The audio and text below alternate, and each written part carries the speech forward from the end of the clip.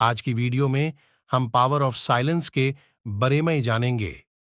इंसान के सभी के दुखों का कारण बोलना ही है, क्योंकि आवश्यकता से अधिक बोलना ही दुखों का कारण बनता है।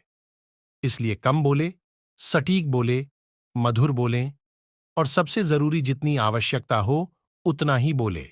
वाणी या बोलना ही नहीं, बल्कि मौन में भी शक्ति होती है। यही कारण है कि धर्मों में मौन को बहुत महत्व दिया गया है। वैज्ञानिकों द्वारा भी इस बात को माना गया है कि सेहत से मौन का गहरा संबंध है और इससे मानसिक शांति मिलती है। मौन से विचारों में एकाग्रता आती है और रचनात्मकता बढ़ती है। इसलिए जितने भी साधु संत या तपस्वी हुए, सब ने मौन रहकर और ध्यान लगाकर ही संसार के गूढ़ ज्ञानों को प्राप्त किया।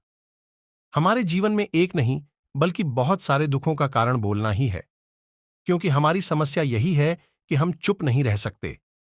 हमेशा कुछ न कुछ बोलते ही रहते हैं और आपके बोलने के कारण ही आधे से ज्यादा दुख निर्मित होते हैं।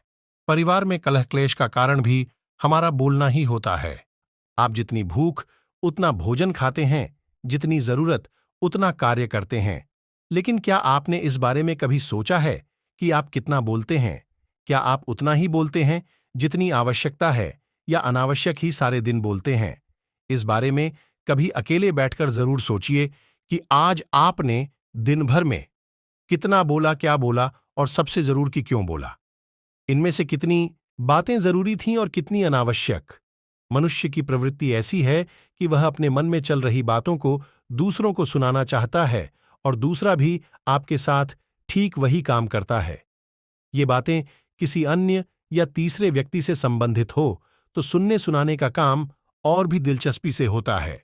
आप फिर जब कभी भी बैठते हैं तो इन्हीं बातों को फिर से इन्हीं बातों पर विचार करेंगे।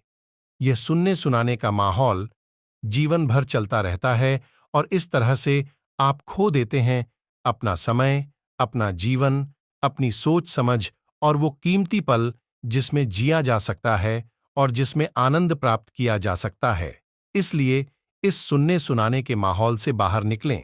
जब तक हम बाहर की ओर बोलते रहेंगे, हमारे भीतर अशांति रहेगी।